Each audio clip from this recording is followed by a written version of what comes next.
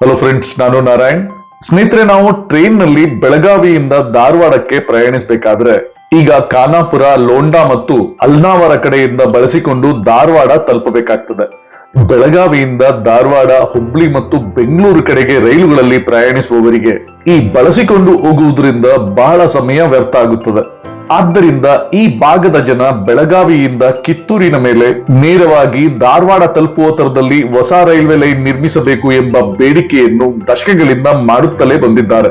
ಇದನ್ನು ಮನಗೊಂಡ ಸರ್ಕಾರ ಹಿಂದೆ 2003ರಲ್ಲಿ 97 ಕಿಲೋಮೀಟರ್ ಉದ್ದದ ಹೊಸ ರೈಲ್ವೆ ಲೈನ್ ಅನ್ನು 13 ಹೊಸ ಸ್ಟೇಷನ್ಗಳನ್ನು ಒಳಗೊಂಡಂತೆ ಒಂದು ಪ್ರಾಜೆಕ್ಟ್ ಅನ್ನು ಸರ್ವೆ ಮಾಡಿಸಲು ಪ್ರಾರಂಭಿಸುತ್ತಾರೆ. ಮುಂದೆ ಈ ಸರ್ವೆ ಪ್ಲಾನ್ ಅನ್ನು ನಮ್ಮ ದೇಶದ ರೈಲ್ವೆ ಮಂತ್ರಾಲಯಕ್ಕೆ ಮತ್ತು ನಮ್ಮ ದೇಶದ ಪ್ಲಾನಿಂಗ್ ಕಮಿಷನ್ಗೆ 2012ರಲ್ಲಿ ಒಪ್ಪಿಗೆಗಾಗಿ ಕಳಿಸಿಕೊಡಲಾಗುತ್ತದೆ. ಆದರೆ ಮುಂದೆ ನಾನಾ ಕಾರಣಗಳಿಂದ ಈ ಸರ್ವೆಗೆ ಒಪ್ಪಿಗೆ ಸಿಗುವುದಿಲ್ಲ. ನಂತರದಲ್ಲಿ ಈ ಕಾಮಗಾರಿ ನೆನೆಗುದಿಗೆ ಬೀಳುತ್ತದೆ. ನಮಗೆ ಈಗ ರೈಲ್ವೆ ಸಂಪರ್ಕ ಸಿಗಬಹುದು ಎಂದು ಕಾದು ಕುಳಿತಿದ್ದ ಕಿತ್ತೂರಿನ ಜನಕ್ಕೆ ಬಹಳ ದೊಡ್ಡ ನಿರಾಶೆ ಆಗುತ್ತದೆ. ಮುಂದೆ ಮತ್ತದೇ ಬೇಡಿಕೆ ಈ ಭಾಗಕ್ಕೆ ಹೊಸ ರೈಲ್ವೆ ಲೈನ್ ನಿರ್ಮಿಸಬೇಕು ಎಂದು ಇದನ್ನು ಈ ಭಾಗದ ಜನರು ಸರ್ಕಾರಗಳ ಮುಂದೆ ತರಲು ಶುರು ಮಾಡುತ್ತಾರೆ.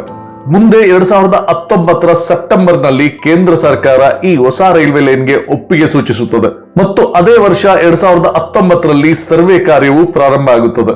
ಹಿಂದೆ 97 ಕಿಲೋಮೀಟರ್ ಉದ್ದದ ಹೊಸ ರೈಲ್ವೆ ಲೈನ್ ನಿರ್ಮಿಸಬೇಕೆಂದಿದ್ದ ಕಾಮಗಾರಿಯನ್ನು ಸ್ವಲ್ಪ ತಿದ್ದುಪಡಿ ಮಾಡಿ 73 ಕಿಲೋಮೀಟರ್ ಉದ್ದದ ಹೊಸ ರೈಲ್ವೆ ಲೈನ್ ಅನ್ನು ಬೆಳಗಾವಿಯಿಂದ ಕಿತ್ತೂರಿನ ಮುಖಾಂತರ ಧಾರವಾಡಕ್ಕೆ ನೇರ ಸಂಪರ್ಕ ಕಲ್ಪಿಸುವ ತರದಲ್ಲಿ ಹೊಸ ರೈಲ್ವೆ ಲೈನ್ ನಿರ್ಮಿಸುವ ಪ್ರಾಜೆಕ್ಟ್ ಸಿದ್ಧವಾಗುತ್ತದೆ. ಮುಂದೆ ನಮ್ಮ ರಾಜ್ಯ ಸರ್ಕಾರದಿಂದಲೂ ಸಹ ಈ ಪ್ರಾಜೆಕ್ಟ್ಗೆ ಒಪ್ಪಿಗೆ ದೊರೆತು ಮುಂದೆ 2020-21ರ ಕೇಂದ್ರ ಸರ್ಕಾರದ ಬಜೆಟ್ ನಲ್ಲಿ ಈ ಪ್ರಾಜೆಕ್ಟ್ ಘೋಷಣೆ ಆಗುತ್ತದೆ ಮತ್ತು ಈ ಹೊಸ ರೈಲ್ವೆ ಲೈನ್ ನಿರ್ಮಾಣಕ್ಕೆ ಅಂದಾಜಿಸಲಾಗಿದ್ದ 927 ಕೋಟಿ ಹಣದಲ್ಲಿ ಕೇಂದ್ರ ಸರ್ಕಾರ 50% ಭರಿಸಬೇಕು ಮತ್ತು ರಾಜ್ಯ ಸರ್ಕಾರ 50% ಭರಿಸಬೇಕು ಮತ್ತು ಈ ಹೊಸ ರೈಲ್ವೆ ಲೈನ್ ಮತ್ತು ಹೊಸ ರೈಲ್ವೆ ಸ್ಟೇಷನ್ಗಳನ್ನು ನಿರ್ಮಿಸಲು ಬೇಕಾಗುವ 830 ಎಕರೆ ಭೂಮಿಯನ್ನು ಬೆಳಗಾವಿಯಲ್ಲಿ 600 ಎಕರೆ ಮತ್ತು ಧಾರವಾಡದಲ್ಲಿ 230 ಎಕರೆ ಭೂಮಿಯನ್ನು ರಾಜ್ಯ ಸರ್ಕಾರ ತನ್ನ ಹಣದಲ್ಲಿ ಭೂಮಿಯನ್ನು ಭೂಸ್ವಾಧೀನಪಡಿಸಿಕೊಂಡು ರೈಲ್ವೆ ಇಲಾಖೆಯವರಿಗೆ ಹಸ್ತಾಂತರಿಸಬೇಕು ಎಂದು ಒಪ್ಪಂದವಾಗುತ್ತದೆ. ಈಗ ಘೋಷಣೆ ಆಗಿರುವ 73 ಕಿಲೋಮೀಟರ್ ಉದ್ದದ ಹೊಸ ರೈಲ್ವೆ ಲೈನ್ ನಲ್ಲಿ 7 ಹೊಸ ರೈಲ್ವೆ ಸ್ಟೇಷನ್ ಗಳನ್ನು ನಿರ್ಮಿಸಲಾಗುವುದು. ರೈಲ್ವೆ ಇಲಾಖೆ ಈ ಕಾಮಗಾರಿಯನ್ನು 3 ಫೇಸ್ಗಳಲ್ಲಿ ನಿರ್ಮಿಸುವುದಾಗಿ ಹೇಳಿಕೊಂಡಿದೆ. 1ನೇ ಫೇಸ್ ನಲ್ಲಿ ಧಾರವಾಡ ಜಿಲ್ಲೆಯಲ್ಲಿ ಬರುವ ಕ್ಯಾರಕೊಪ್ಪದಿಂದ ತೇಗೂರಿನವರೆಗೆ ಇರುವ 18 ಕಿಲೋಮೀಟರ್ ಉದ್ದದ ಹೊಸ ರೈಲ್ವೆ ಲೈನ್ ಅನ್ನು ನಿರ್ಮಿಸಲಾಗುವುದು. ಫೇಸ್ 2ರಲ್ಲಿ ತೇಗೂರಿನಿಂದ MK ಹುಬ್ಳಿವರೆಗೆ ಇರುವ 24 ಕಿಲೋಮೀಟರ್ ಉದ್ದದ ಹೊಸ ರೈಲ್ವೆ ಲೈನ್ ಅನ್ನು ನಿರ್ಮಿಸಲಾಗುವುದು ಮತ್ತು 3ನೇ ಫೇಸ್ ನಲ್ಲಿ MK ಹುಬ್ಳಿಯಿಂದ ಬೆಳಗಾವಿ ಹತ್ತಿರ ಇರುವ ದೇಸೂರಿನವರೆಗೆ 31 ಕಿಲೋಮೀಟರ್ ಉದ್ದದ ಹೊಸ ರೈಲ್ವೆ ಲೈನ್ ಅನ್ನು ನಿರ್ಮಿಸಲಾಗುವುದು. ಇದನ್ನು ಜಿಲ್ಲಾವಾರಾಗಿ ವಿಭಜಿಸಿ ನೋಡುವುದಾದರೆ ಬೆಳಗಾವಿಯಲ್ಲಿ 48 ಕಿಲೋಮೀಟರ್ ಉದ್ದದ ಹೊಸ ರೈಲ್ವೆ ಲೈನ್ ಮತ್ತು 5 ಹೊಸ ರೈಲ್ವೆ ಸ್ಟೇಷನ್ಗಳನ್ನು ನಿರ್ಮಿಸಲಾಗುವುದು. ಧಾರವಾಡ ಜಿಲ್ಲೆಯಲ್ಲಿ 25 ಕಿಲೋಮೀಟರ್ ಉದ್ದದ ಹೊಸ ರೈಲ್ವೆ ಲೈನ್ ಮತ್ತು 2 ಹೊಸ ರೈಲ್ವೆ ಸ್ಟೇಷನ್ಗಳನ್ನು ನಿರ್ಮಿಸಲಾಗುವುದು. ಮುಂದೆ ಈ ಹೊಸ ರೈಲ್ವೆ ಲೈನಿನ ಎಲ್ಲ ರೀತಿಯ ಸರ್ವೆ, ಡಿಸೈನ್ ಮತ್ತು ಅಪ್ರೂವಲ್ಗಳು ಸಿದ್ಧವಾದ ನಂತರ 2023ರ ಫೆಬ್ರವರಿಯಲ್ಲಿ ಸೌತ್ ವೆಸ್ಟರ್ನ್ ರೈಲ್ವೆ ಅವರು ಬೆಳಗಾವಿ ಧಾರವಾಡ ಹೊಸ ರೈಲ್ವೆ ಲೈನ್ ಕಾಮಗಾರಿಯ ಫೇಸ್ 1ರ ಭಾಗವಾದ ಕ್ಯಾರಕೊಪ್ಪದಿಂದ ಮಮ್ಮಿಗಟ್ಟಿವರೆಗೆ 11.7 ಕಿಲೋಮೀಟರ್ ಉದ್ದದ ಹೊಸ ರೈಲ್ವೆ ಲೈನ್ ನಿರ್ಮಾಣ ಮಾಡಲು ಟೆಂಡರ್ ಅನ್ನು 243.6 ಕೋಟಿಗೆ ಗುತ್ತಿಗೆ ನೀಡಲಾಗುತ್ತದೆ ಮತ್ತು ಈ ಕಾಮಗಾರಿಯನ್ನು ಟೆಂಡರ್ ಪಡೆದುಕೊಂಡ 24 ತಿಂಗಳುಗಳಲ್ಲಿ ಪೂರ್ಣಗೊಳಿಸಬೇಕು ಎಂಬ ಷರತ್ತಿನೊಂದಿಗೆ ಈ ಟೆಂಡರ್ ಅನ್ನು ಕೊಡಲಾಗುತ್ತದೆ. ಈ ಕಾಮಗಾರಿಯಲ್ಲಿ 11.7 ಕಿಲೋಮೀಟರ್ ಉದ್ದದ ಹೊಸ ರೈಲ್ವೆ ಲೈನ್ ಜೋಡಿಸುವುದರ ಜೊತೆಗೆ 11 minor bridge, 19 road under bridge ಮತ್ತು ರೋಡ್ ಓವರ್ ಬ್ರಿಡ್ಜ್ ಗಳ ಜೊತೆಗೆ ಒಂದು ರೈಲ್ವೆ ಲೆವೆಲ್ ಕ್ರಾಸಿಂಗ್ ಅನ್ನು ಸಹಿತ ನಿರ್ಮಿಸಬೇಕಾಗುತ್ತದೆ. ಆದರೆ ಡಿಸೈನ್, ಪ್ಲಾನ್, ಟೆಂಡರ್ ಎಲ್ಲವೂ ಕೊಟ್ಟಾದ ಮೇಲೆ ಈ ಕಾಮಗಾರಿಗೆ ಬೇಕಾಗಿದ್ದ ಭೂಮಿಯನ್ನು ರೈತರಿಂದ ಸ್ವಾಧೀನಪಡಿಸಿಕೊಳ್ಳುವ ಕೆಲಸ ಆಗಲಿಲ್ಲ. ಆದ್ದರಿಂದ 2023ರ ನವೆಂಬರ್ 23ರಂದು ಈ ಟೆಂಡರ್ ಅನ್ನು ವಜಾಗೊಳಿಸಲಾಗುತ್ತದೆ. ಕೇಂದ್ರ ಸರ್ಕಾರದ ರೈಲ್ವೆ ಮಂತ್ರಾಲಯದ ಪ್ರಕಾರ ಈ ಪ್ರಾಜೆಕ್ಟ್ಗೆ ಹಣವೇನೋ ಕಾದಿರಿಸಲಾಗಿದೆ, ಆದರೆ ಈ ಕಾಮಗಾರಿಗೆ ಬೇಕಿರುವ ಭೂಮಿಯನ್ನು ಕೊಡುವ ಜವಾಬ್ದಾರಿ ರಾಜ್ಯ ಸರ್ಕಾರದ್ದಾಗಿದೆ. ಆದ್ದರಿಂದ ರಾಜ್ಯ ಸರ್ಕಾರ ಭೂಮಿಯನ್ನು ರೈಲ್ವೆ ಇಲಾಖೆಗೆ ಹಸ್ತಾಂತರಿಸುವವರೆಗೆ ಕಾಮಗಾರಿ ಪ್ರಾರಂಭ ಆಗುವುದಿಲ್ಲ ಎನ್ನುವುದಾದ್ರೆ, ನಮ್ಮ ರಾಜ್ಯ ಸರ್ಕಾರ ಈ ಕಾಮಗಾರಿಗೆ ಬೇಕಿರುವ ಭೂಮಿಯ ಸ್ವಾಧೀನಪಡಿಸಿಕೊಳ್ಳುವ ಜವಾಬ್ದಾರಿಯನ್ನು KIADB Karnataka industrial area development ಬೋರ್ಡ್ಗೆ ನೀಡಲಾಗಿದೆ.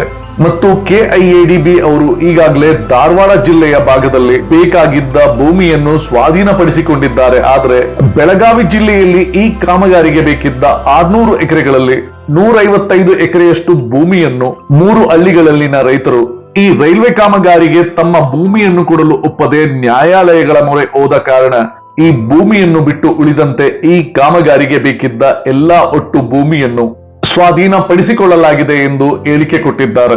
ಈಗ ರಾಜ್ಯ ಸರ್ಕಾರ ಈ ರೈತರ ಮನವೊಲಿಸಿ ಈ ಕಾಮಗಾರಿಗೆ ಬೇಕಿರುವ ಭೂಮಿಯನ್ನು ರೈತರಿಂದ ಪಡೆದು ರೈಲ್ವೆ ಇಲಾಖೆಗೆ ಶೀಘ್ರವಾಗಿ ಹಸ್ತಾಂತರಿಸುವುದಾಗಿ ನಮ್ಮ ರಾಜ್ಯದ ಹಲವು ರಾಜಕೀಯ ನಾಯಕರುಗಳು ತಮ್ಮ ಆಶ್ವಾಸನೆಯನ್ನು ಕೊಟ್ಟಿದ್ದಾರೆ.